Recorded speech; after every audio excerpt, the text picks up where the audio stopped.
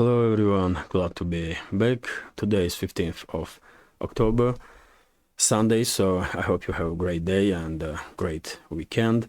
Now it's 20 to 10 in the morning Moscow time. I'm Livestreams and this is my first update for the day, in which I will share all the main news that are making headlines in Russian media outlets and Russian language pages on different internet platforms. There are quite a few very significant developments and news that I'd like to share with you for this moment. But before I start, let me make a little announcement. Today is Sunday, so as new tradition goes, I will have a live stream, Sunday live stream, somewhere around 7 o'clock in the evening, Moscow time. And I hope you will find, you will have opportunity or you will find time to join the conversation. Main topics of discussion will be, of course, summary of previous week, situation in Ukraine, situation in Middle East, Israeli-Palestinian conflict, and of course we can have just a friendly chat, exchange of opinions in real time, as we usually do. So hopefully you will find time to join the conversation. That's been said. Let's talk about news now, and I will start with short summary of the situation in Ukrainian battlefield, and there is quite significant updates, but let's begin from southern sectors up to northern ones.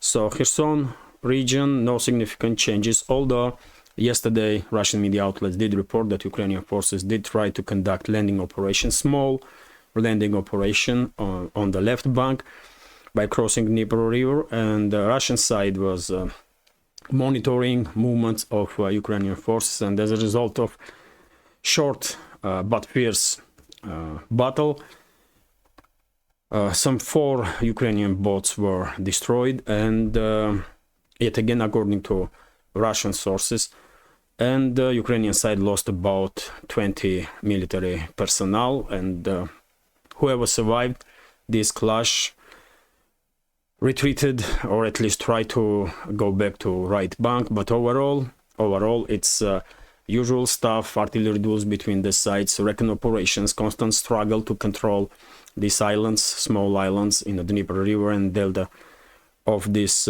river. No significant changes in the scale that will influence overall situation on this sector of the front.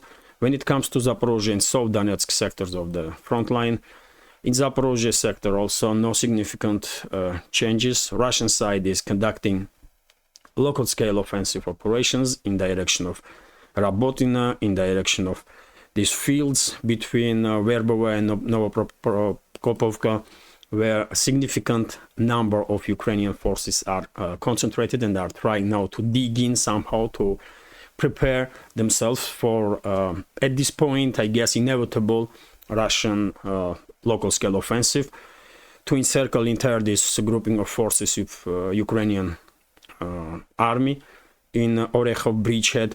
But at this point, still no significant changes, nothing in the scale that will influence overall situation on this sector. When it comes to South Donetsk direction, of course, this direction is significantly active, latest at least a week, we can say, and not just in Ugledar or Vremovsky Lech direction, where mainly it's still artillery duels and drone wars between the sides, but in the areas of Marinka, Krasnogorovka, and of course Avdeevka, and formally, even though if you take a look at the map, you can take these directions as central sectors of the front line, but formally it's southern flank of Donetsk sector, so it's a South Donetsk sector, and well, main hotspot is of course Avdeevka, where Russian armed forces continuing their local scale offensive operations, and Avdeevka is in, if not in cold room, by the way, it's definitely in operational encirclement, and many sources, including military channels like Riber, by the way, are reporting that Russian side did establish full fire control over all the roads that are used by garrison of Avdeevka to receive reinforcement, ammunition, or any supplies. So I guess in fairly short amount of time. Avdeevka will become something like second Bakhmut trap for Ukrainian armed forces. And just a few days ago we had reports that Russian side deployed in this direction PMC Wagner units. And if that's the true, and several thousand PMC Wagner units are truly located now in Avdeevka direction, then possibility that Avdeevka will be used as a trap for Ukrainian armed forces like Bakhmut was used increases significantly.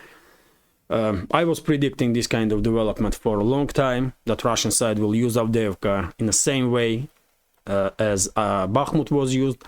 And I guess we will see exactly this kind of development because of this strategy of Ukrainian forces when they are fighting for each settlement, each position, no matter how defendable those positions are. This strategy does allow Russian side to establish this kind of large-scale traps for Ukrainian military, and I guess very same will happen in Avdeevka for several months. For several months, Russian forces will probably use Avdeevka as a trap, and then during the winter time, Russian side will begin conducting large-scale, truly large-scale offensive operations, because what we see in previous days in Avdeevka direction, this offensive, local-scale offensive operations of Russian forces were exactly that, local-scale offensive, nothing in the scale that will influence overall situation on this sector of the front line. I'm remaining on my I'm remaining true to my predictions, and I think we would not see Russian large-scale offensives during the autumn.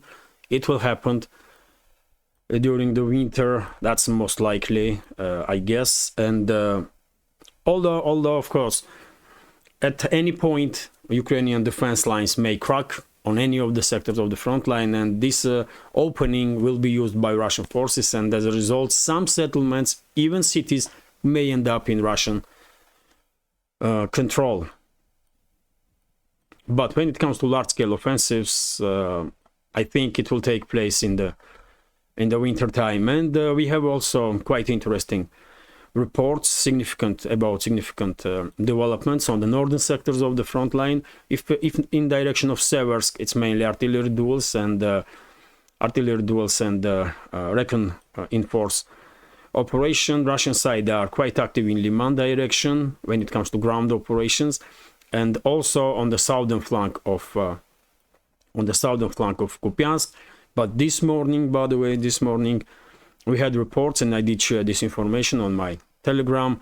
Number of sources did report that Ukrainian armed forces abandoned their positions in the village of Sinkovka and retreated, which is northeast side of Kupyansk.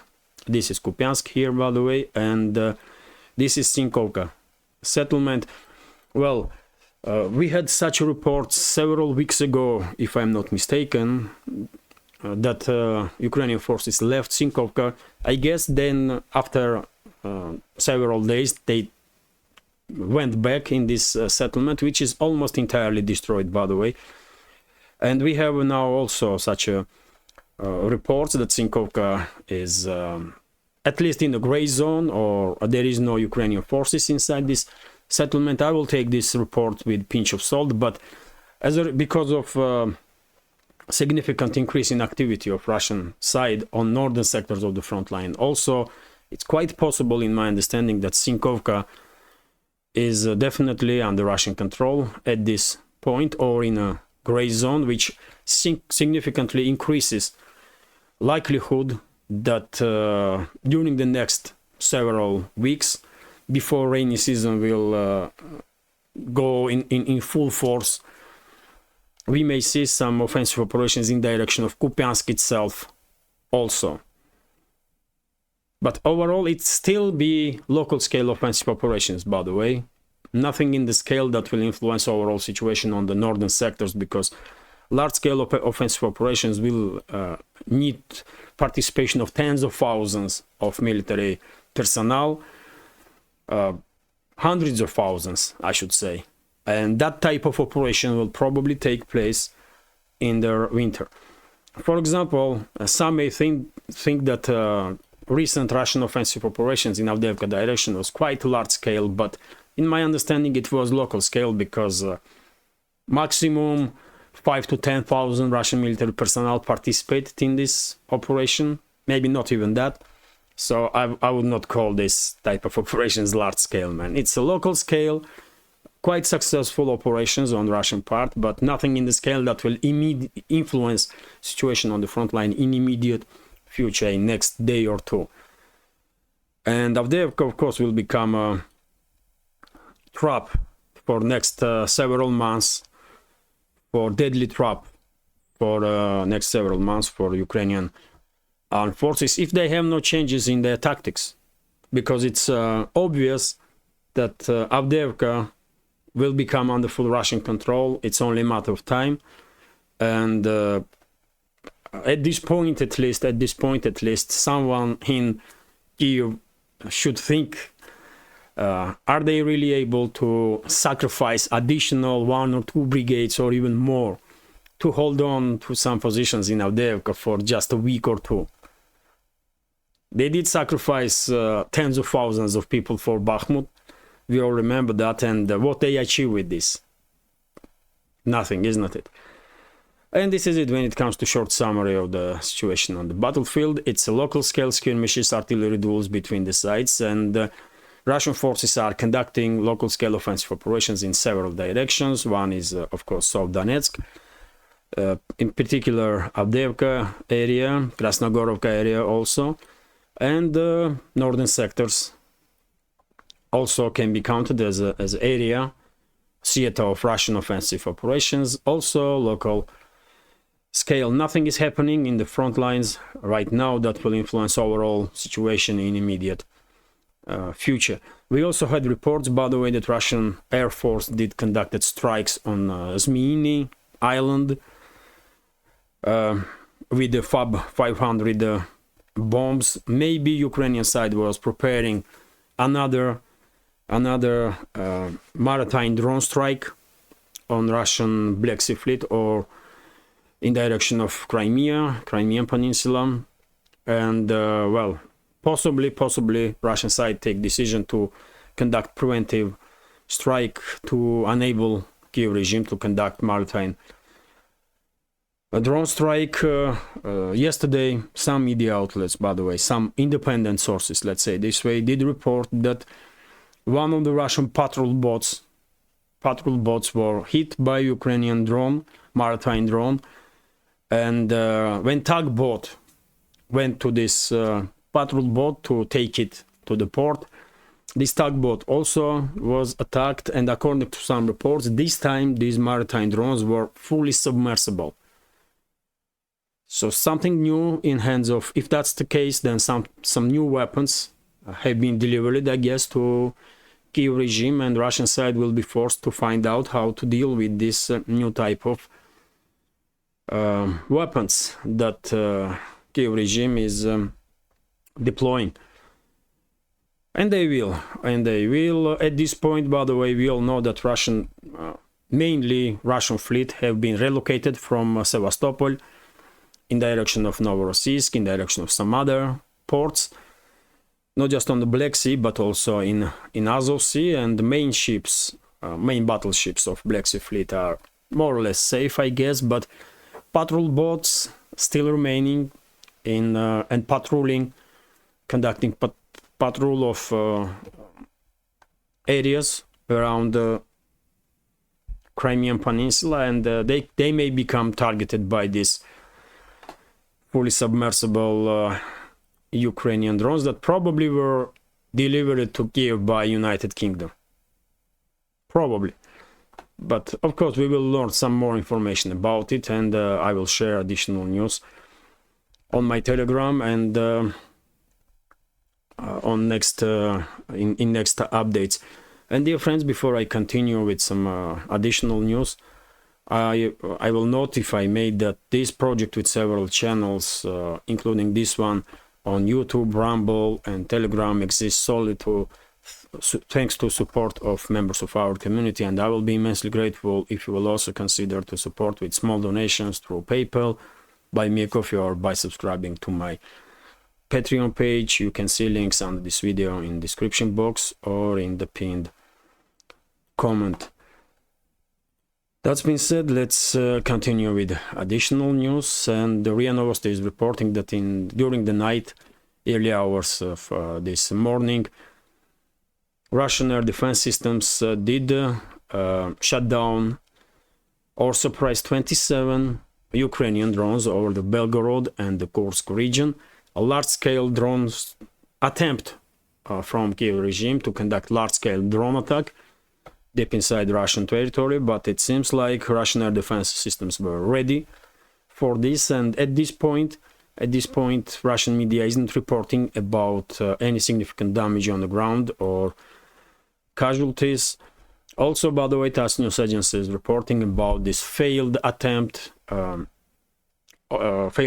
part of Ukrainian forces to conduct landing operation in Kherson region failed attempt to cross Dnieper River. As I reported, some sources are there are different accounts, but mainly sources are reporting that several fast boats of Ukrainian forces were destroyed, and also about 20 military personnel of Ukrainian armed forces have been neutralized. And just now, by the way, in real time, RIA Novosti is sharing with us this breaking news, according to which President of Russian Federation Putin did spoke about Ukrainian so-called counteroffensive once again, and he said that this counteroffensive completely failed, which is well, at this point it's obvious to everyone. I guess this information is coming in right now at this moment, and I guess RIA Novosti will update this news. Maybe Putin did share with journalists, with public, some additional news that he has about number of losses on part of Ukrainian side when it comes to military personnel or military equipment. As we already know, according to previous reports, during this so-called counteroffensive, which took place mainly in Zaporozhye and South Donetsk sectors of the front, Ukrainian side lost more than 70,000 military personnel and thousands and thousands of pieces of military equipment. And that's why lately Ukrainian infantry basically are conducting these suicidal offensive operations without cover of armored vehicles. And by the way, RIA Novosti is reporting, this is very interesting news and important news in my understanding. Let me translate entire sentence for you, just to be precise in comment. So, Director General of Organization for the Prohibition of Chemical Weapons, OPCW, Fernando Arraiz, promised to study materials with the evidence of the use of prohibited substances by Ukraine. Russia's permanent representative to the organization, ambassador to the Netherlands, Alexander Shulgin, told RIA Novosti. So, well, Russian side did transfer to OPCW, which is the main body who's supposed to be in charge of this field, media field at least, of chemical weapons, and should be in charge of control that treaties about abandoning of chemical weapons is working. This organization received factual evidence from Russian side, and let's see how independent this organization and this Fernando Arias, formal head of OPCW, is. I don't have any trust in this organization, by the way, especially after disgraceful actions of OPCW when it comes to the so-called chemical weapons used by Syrian government. We all know that Western so-called elites and Western media falsely, absolutely falsely blame Syrian government that they were using chemical weapons. We all probably remember this Western so-called journalist in Duma, if I'm not mistaken, Duma or Guta, somewhere there, when this stupid individual was sniffing, just imagine, by the way, sniffing some stuff in rubbles and saying that yes, it smells like chemical substances. I mean, how stupid someone gonna be to do like stuff like that? But that's the level of Western journalism, by the way. And unfortunately, some people probably buying this crap and truly believe that, well, you know, Bashar al-Assad, for whatever reason, even though he was winning war all along the front lines, you know, just wake up one day and said, you know what, let's provoke US to strike on us, you know, with their cruise missiles, and let's use some chemical weapons for that. This kind of stuff is not happening, man. And by the way, we all remember that former experts of OPCW did made report, and they said that it was false flag. They made a report, they said it was a false flag, but leadership of OPCW never acknowledged this, never acknowledged that entire this Western propaganda about chemical weapons and Syrian government was false from beginning to the end. So that's why I have no doubts that this time will happen very same, and OPCW, under direct orders of Western so-called elites, will say that they have no, this time they will say that they did not receive anything from Russian side, any evidence, or they will say that, you know, they are studying, but they will definitely not say anything against Kyiv regime until they are allowed to do so. But anyway, let's continue. RIA Novosti is reporting that this happened, by the way, 2 days ago, if I'm not mistaken, that two vessels with grain collided in Marmara Sea, in between the Mediterranean and the Black Sea. And what is interesting, that both ships were carrying grain, one from Ukraine, one from Russia. And well, question is rising how Ukrainian side was able to export grain. I knew that Russian side was prohibiting any vessels to leave Ukraine. So if that's the case, then how this ship end up being full of Ukrainian grain? I don't know.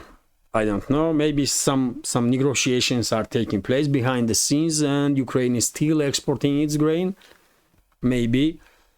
Or there can be other scenarios. For example, Ukraine may first send its grain in Bulgaria, let's say, or Romania, and then from Romania or Bulgaria this grain can be exported out of Black Sea, and in that case formally it's not Ukraine, it's already Bulgaria or Romania, and maybe that was the case. I don't know. But when I read this information, I was kind of surprised because, well, at least in what is known for me is that Russian side is prohibiting any ships to move in or out of Ukrainian ports. Let's see if Russian side will come up with any explanation of this incident. RIA Novosti is reporting, and the point is not grain, by the way. Point is that Ukrainian side using these ships to receive weapons and to launch launch drone strikes on Russian Black Sea fleet. That's why these ships should not be allowed to leave Ukrainian ports or enter Ukrainian ports. But, well, we have reported that 2 ships did collide, one with Russian grain and one with Ukrainian grain. How Ukrainian grain end up in that ship, God knows, man. Or how that ship pass through Black Sea without being noticed by Russian patrol boats, I don't understand. Or Russian Air Force, I don't know.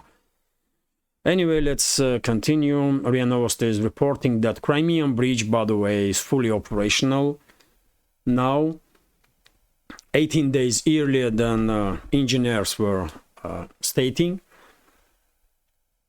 So that's quite a good news. Zelensky and his associates gonna be not happy about it, but it is what it is, man. Russian side is quite good when it comes to building and if necessary rebuilding stuff, even these huge bridges. And I remind you that only one section of bridge was damaged during previous Ukrainian strike on this bridge, and it did take several months to rebuild this damaged part, to replace this damaged part, basically. And well, Russian engineers did it in earlier than anticipated. So let's continue now, and well, next topic is Middle East situation between Palestine and Israel mainly, and RT is reporting that UN warns of mass ethnic cleansing as refugee shelters overflow. As you know, Israeli side demanded 1.1 million civilians, Palestinian civilians, to flee from northern parts of Gaza Strip to move towards southern parts close to the Egyptian border. And well, that's already ethnic cleansing in my understanding, when you are forcing people to flee their homes. And well, as time goes by the way, there is more indicators that my initial reading of picture was correct, and Israeli authorities have a plan to conduct ethnic cleansing in Gaza Strip, to force all civilians from Gaza, or vast majority of civilians from Gaza, to flee to Egypt or any other country, and the entire Gaza Strip probably will be occupied by Israel after this escalation and integrated into Israel. That's what will happen, and unfortunately at this point world is just watching how this horrible situation is evolving. Let's continue, and well, RTL is also reporting about statements that Putin did made about situation in the Palestine. Let me read several sentences. So Israel and Palestinian militant groups Hamas have displayed brutality and cruelty against each other, Russian President Vladimir Putin told reporters on Friday. He urged both parties to prioritize thinking about the civilian population, which will not happen, unfortunately. I don't think any of these parties care about civilians. Speaking after press conference concluding his 2-day visit in Kyrgyzstan, Putin condemned the attacks on Israel, calling out the exceptional cruelty exhibited by Hamas. Israel, of course, faced unprecedented attack, which has never happened in history, and not only in scale, but also in the nature of its existence. In cruelty, well, that can I say, we must call things what they are, he stated.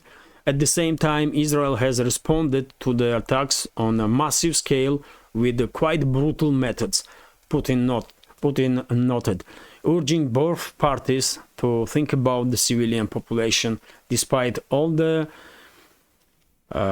bitterness on both sides. Well, who can argue with this statement, really?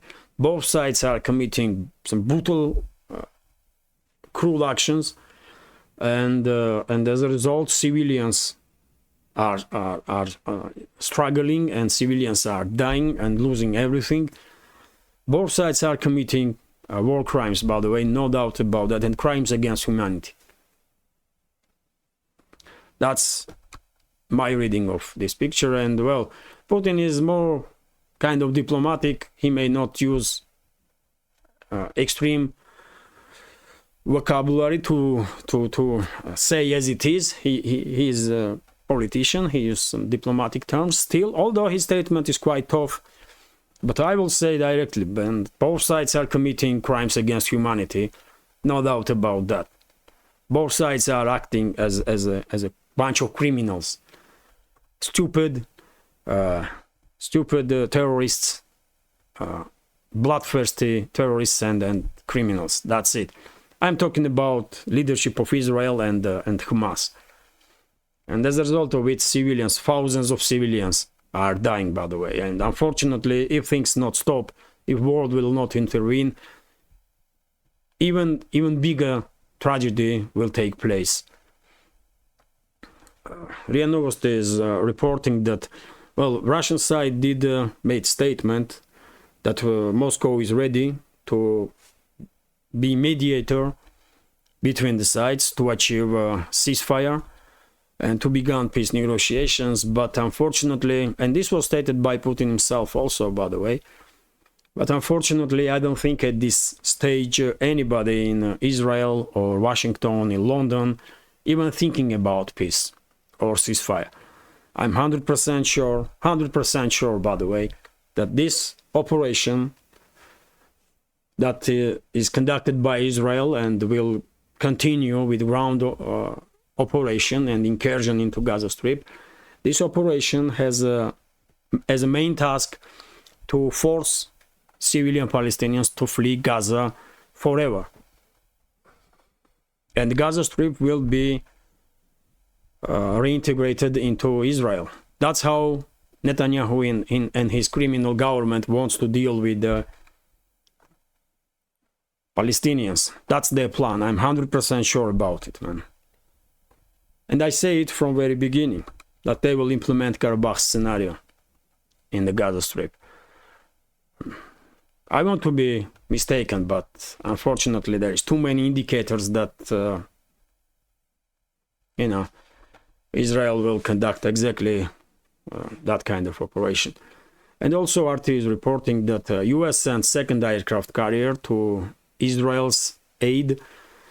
US Defense Secretary Lloyd Austin has ordered additional aircraft carrier to be deployed to Eastern Mediterranean, seeking to put pressure on Iran, Hezbollah in Lebanon, and other pro-Palestinian forces to stay out of this conflict. Well, at this stage, we don't really have any indicators that Hezbollah, Iran, or any other party willing to get involved in this confrontation. Although yesterday some sources report that Foreign Ministry of Iran did make statement that if Israel will begin ground operation in Gaza Strip, Iran may get involved. But yet again, this is just some sources that are reporting about it. I did not see this type of information on main Russian media outlets, so I will take this report with a pinch of salt, of course. But at this point, I don't see any indicator that major parties in the region are involved in serious way in this confrontation or are planning to get involved. And this second aircraft and the strike group we did, well, of course it can be taken as a deterrence force, but same time, if we take in account how crazy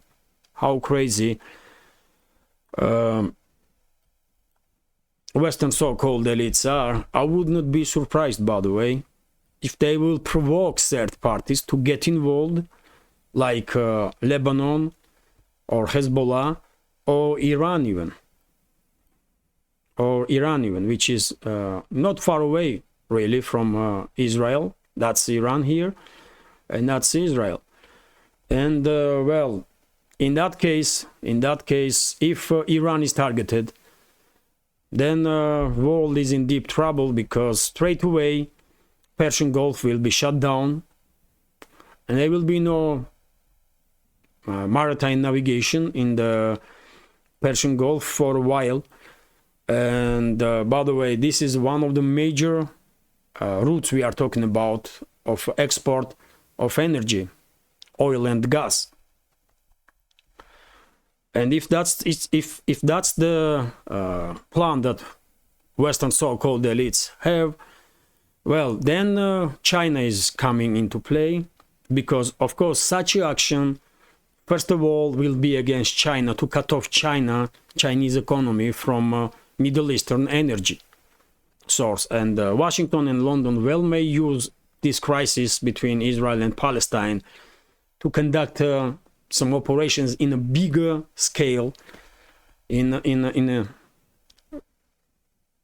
geopolitical, global geopolitical, as a part of global geopolitical game that they are conducting against China. Not just against Russia, but mainly against China, because they are scared of globalists, especially China, because that's the only state that can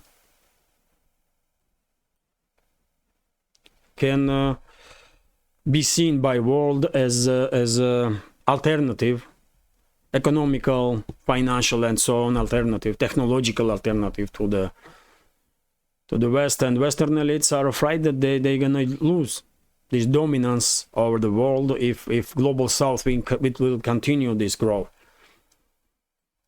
So let's see. By the way, this deployment of second aircraft carrier is definitely can be indicator that something big is in plans of Washington and London, like strike on Iran to provoke regional war, to cut off Middle East energy fields, oil and gas fields from world markets, and to increase Chinese dependence on Russian energy to a critical point. And in that case, all they have to do is to somehow conduct regime change in Russia and provoke conflict between Russia and China. And in theory, by the way, if China is cut off from Middle Eastern energy, which is a major source of energy for China, and if Western elites have ideas that they can conduct some regime change in Russia or provoke some confrontation between China and Russia, and if China will lose Russian energy, then Beijing will be forced to conduct to go offensive, to secure closest energy fields. And where the closest energy fields from China? It's Central Asia, by the way, and it's Russia, isn't it? And I was saying for a long time, by the way, that end game for Western so-called elites is to exactly that, to cut off China from Middle Eastern energy sources, to increase Chinese dependence on Russian energy up to critical level, and then provoke some confrontation between China and Russia by regime change or by any other means, to cut off China from Russian energy also, and force Beijing to go offensive. And this way they may provoke large-scale military confrontation that will mainly take place exactly in this part of world, in the global East, global South, And that way, Western so-called elites may get rid of major competitors in this world. And by the way, I do understand that this topic is too big, too complicated and complex, and we can talk about it if there will be any interest during the live stream today, for example, at 7 o'clock in the evening, Moscow time. But anyway, let's continue. So it's quite significant development that US sent its second aircraft carrier. I would not be surprised if we will hear in upcoming days that they are sending another aircraft carrier in the Red Sea, let's say, here, and maybe even in Indian Ocean, 1 or 2 aircraft carriers, just to encircle Iran, just to make sure that there is enough forces to strike Iran, if that's the plan they have. Because at this point we don't really have any indicators that Iran is planning to get involved in this conflict, or Hezbollah for that matter. But anyway, let's continue.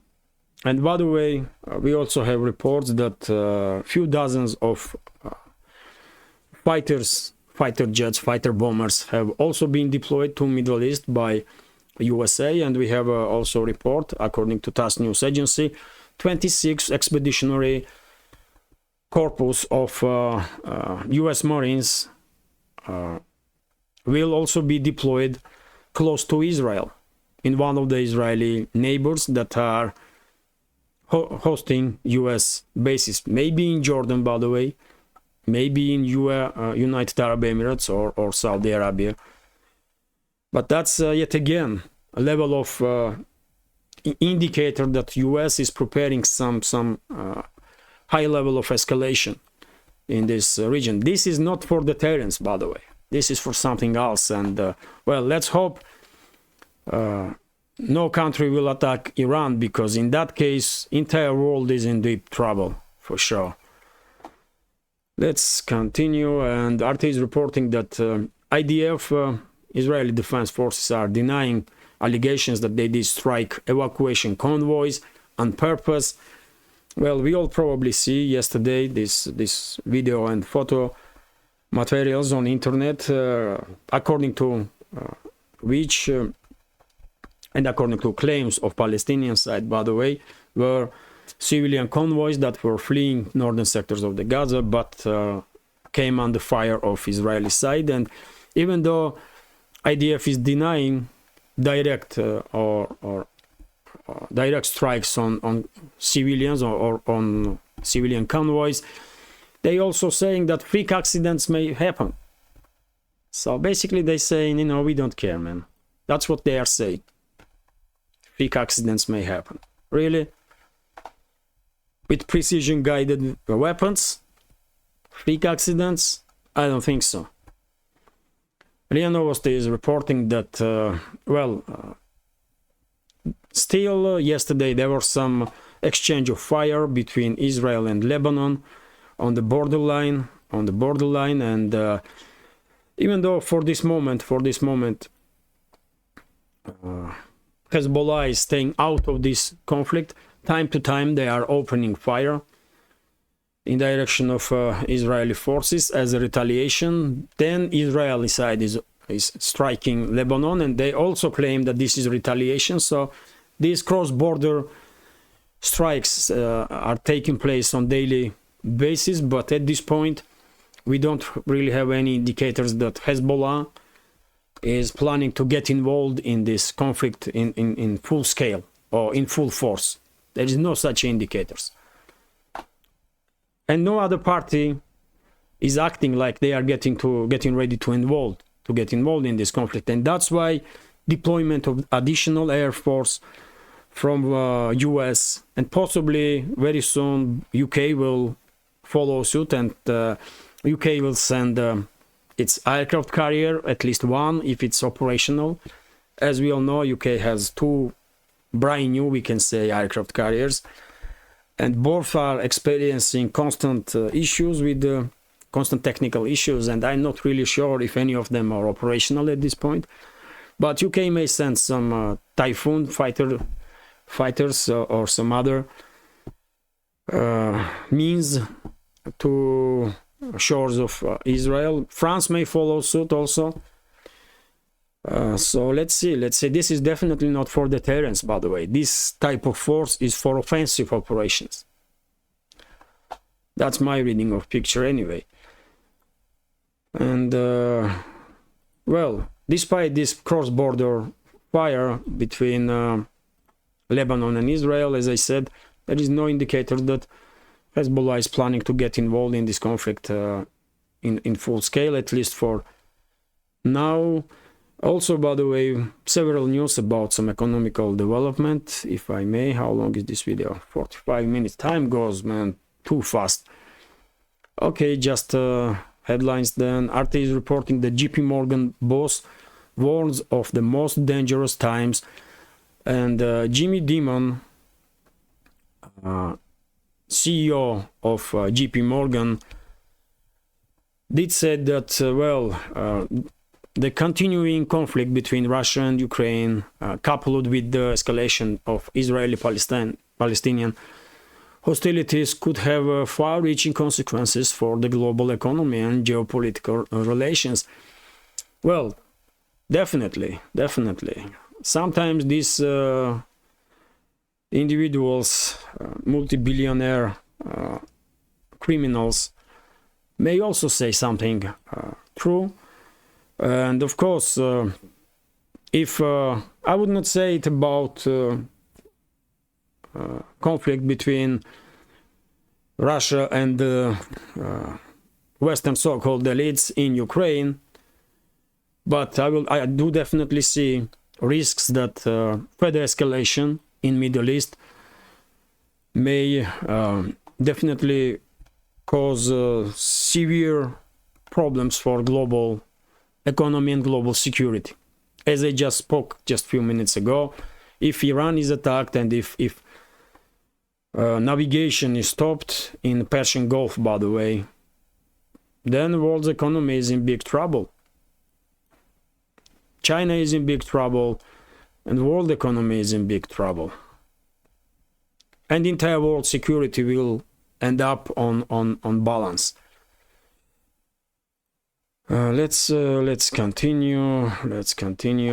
RT is reporting that EU states imports of Russian gas hit pre-sanction level, and this time we have report about Greece, by the way, who is importing Russian LNG at this point on levels that Greece was importing LNG from Russia before special military operation began. It's and according to our Greek online daily Kathimerini, deliveries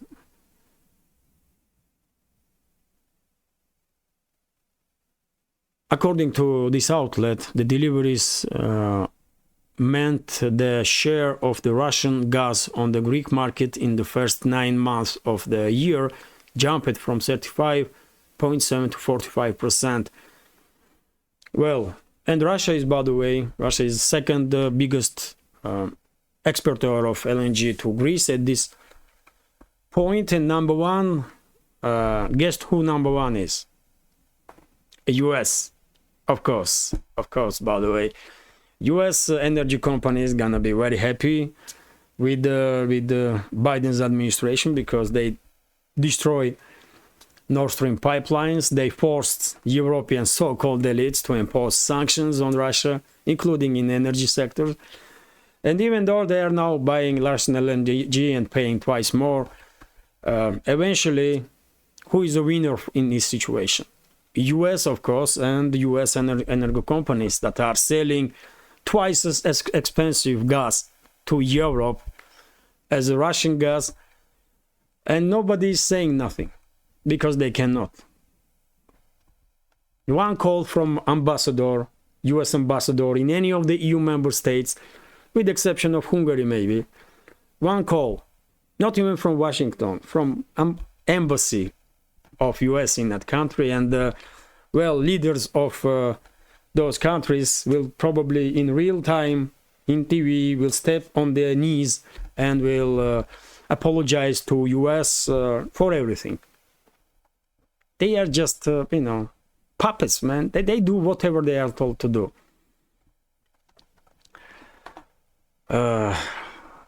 It's a shame for Europe, man. European states used to be, I mean, great during the history, man.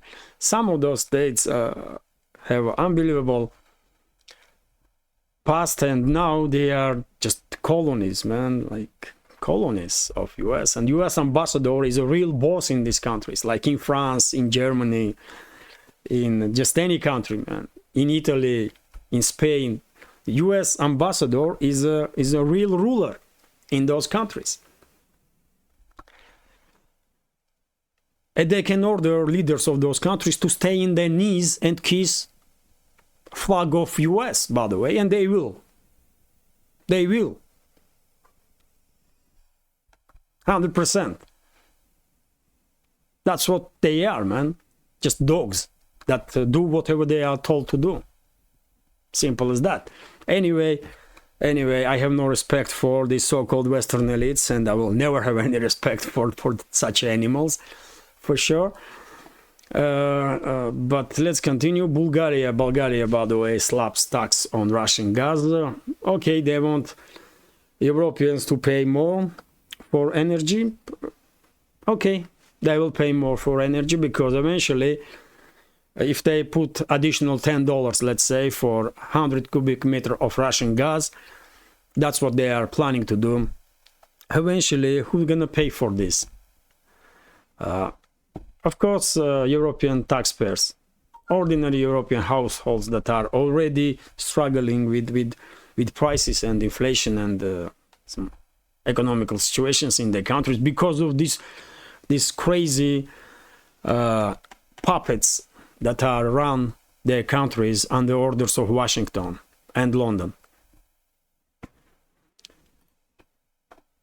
Let's continue, and RIA Novosti is reporting that, well, this is quite interesting. Russian exporters, big exporter companies, are now ordered to sell 80% of their foreign currency income on the exchange market.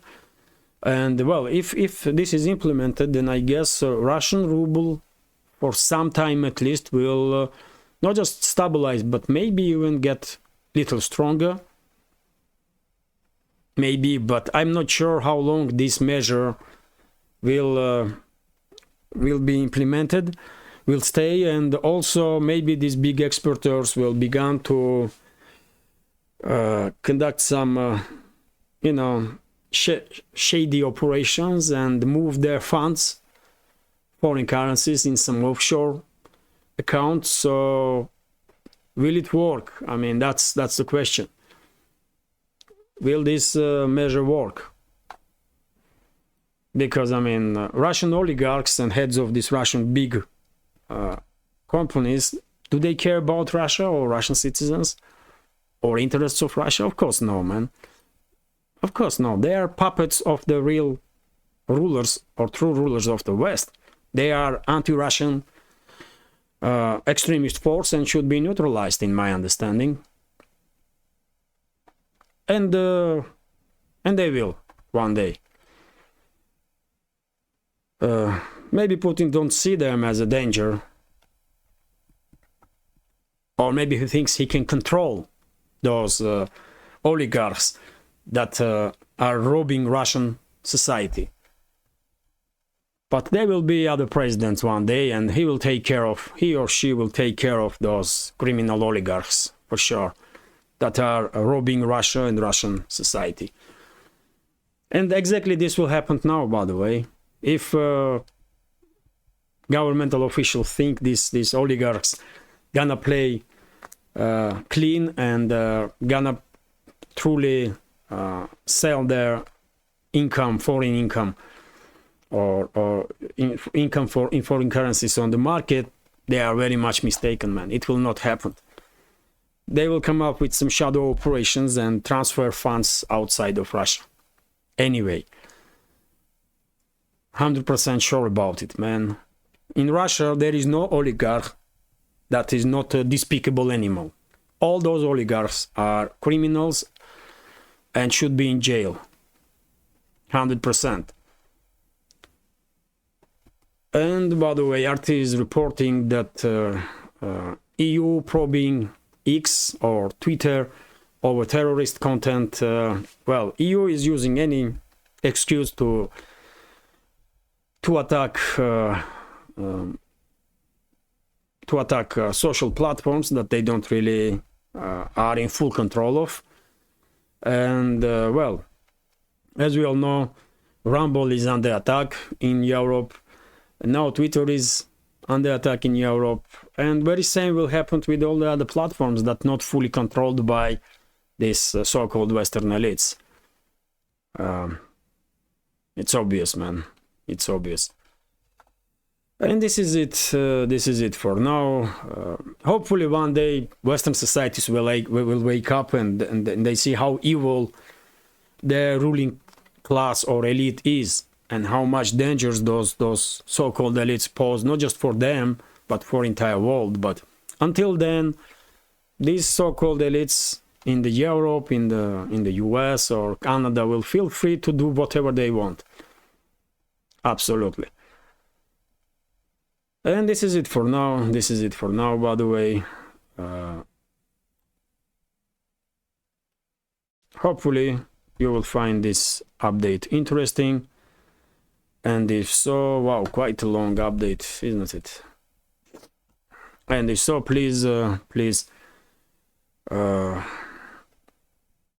click that like button, and leave some commentary about any topic you like. This way, more likes and more comments, my videos will have more chances probably are that I will reach wide audience. And for the very same reason, if you can, please share links to my videos or my channel with your friends on Facebook, Telegram, Twitter, or any other platform that you are active on. And well, this is it then. Thank you very much for your time and attention. Take care, and once again, I hope you have a great weekend. See you this evening, 7 o'clock Moscow time, during the live stream. Bye for now.